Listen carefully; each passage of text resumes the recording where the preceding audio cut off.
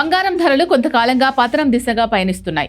2 లక్షల మార్కు చేరుకున్న పుత్తడి అనూహ్యంగా నెల రోజుల్లోనే 50,000 పడిపోయింది. చరిత్రలో ఎన్నడూ లేని విధంగా 2 వారాల పాటు క్షీణించడం ఇన్వెస్టర్లను ఆందోళనకు గురిచేసింది. పసిడి ధరల పతనానికి 5 కారణాలు ఏంటి? గోల్డ్ ధరలు మళ్లీ పరుగులు పెడతాయా? ఈ ఏడాది చివరికి 3 లక్షల మార్కు చేరుకుంటుందా?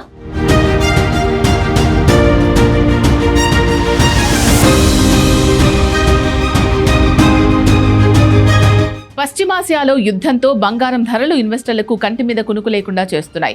వరుసగా పతనమవుతూ ఉండడంతో పెట్టుబడిదారులు ఆందోళన వ్యక్తం చేస్తున్నారు. ఈ ధరలు ఇంకా తగ్గుతాయేమో అన్న భయం వెంటాడుతోంది. యుద్ధం ముందు వరకు బంగారం సురక్షితమైన పెట్టుబడి, కానీ యుద్ధం దెబ్బకు రివర్స్ అయింది. ధరల క్షీణతతో ఇన్వెస్టర్లు అల్లాడిపోతున్నారు. దశాబ్దాలుగా సురక్షితమైన పెట్టుబడి కాస్త అసురక్షితంగా మారిపోయింది. చరిత్రలో ఎన్నడూ లేని విధంగా పడిపోయింది. జనవరి నుంచి ఇప్పటి వరకు 27% దాకా ధరలు తగ్గాయి. యుద్ధం కారణంగా మరింత పతనం అవుతాయని బులియన్ మార్కెట్ నిపుణులు హెచ్చరికలు ఆందోళన కలిగిస్తున్నాయి. ఔన్స్ బంగారం ధర $4,000 దిగువకు పడిపోతుందా అన్న ప్రశ్నలు వస్తున్నాయి. అయితే ఈ ఏడాది చివరి నాటికి బంగారం ధరలు 3 లక్షలకు చేరుకుంటాయని నిపుణులు అంచనా వేస్తున్నారు. యుద్ధం ముగిసిన తర్వాత బంగారం ధరలు పుంజుకుంటాయని జోస్యం చెబుతున్నారు. నిన్న మొన్నటి వరకు పతనమైన పసిడి ధరలు 24 గంటల్లోనే 2% పెరిగింది. ఈ పతనం ఆగిపోవడానికి సంకేతమా లేక తాత్కాలిక విరామమా అన్నది అంతు చిక్కడం లేదు.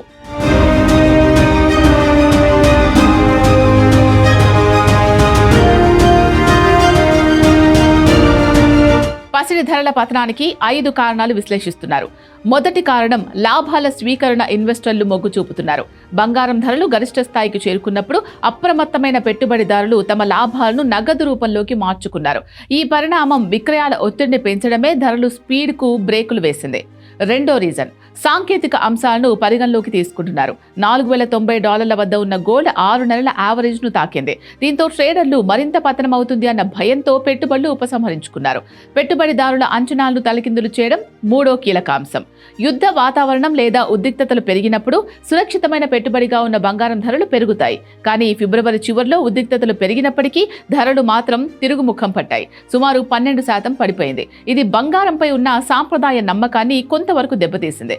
డిజిటల్ బంగారంగా పిలువబడే బిట్ కాయిన్ బలమైన పోటీదారుగా అవతరించడం బంగారం ధరల పెరుగుదలకు బ్రేకులు వేసింది. పసిడి పడిపోతున్న వేళ బిట్ కాయిన్ $70,000 పైన స్థిరంగా నిలబడింది. దీంతో యువ పెట్టుబడిదారుల దృష్టి క్రిప్టో కరెన్సీ వైపు మళ్లించడం నాలుగో కారణం. అందుకే భారీగా పెట్టుబడులు పెట్టారు. గోల్డ్ ఈటీఎఫ్లోకి పెట్టుబడులు వరద పారాలి, కానీ ఉన్న డబ్బునే ఉపసంహరించుకుంటున్నారు. బిట్ కాయిన్ లోకి ఆ డబ్బును మళ్లించడంతో బిట్ కాయిన్ లోకి $205 బిలియన్ పెట్టుబడులు వచ్చాయి. పెట్టుబడిదారుల ప్రాధాన్యతలు మారుతున్నాయని చెప్పడానికి ఇదే స్పష్టమైన సంకేతం.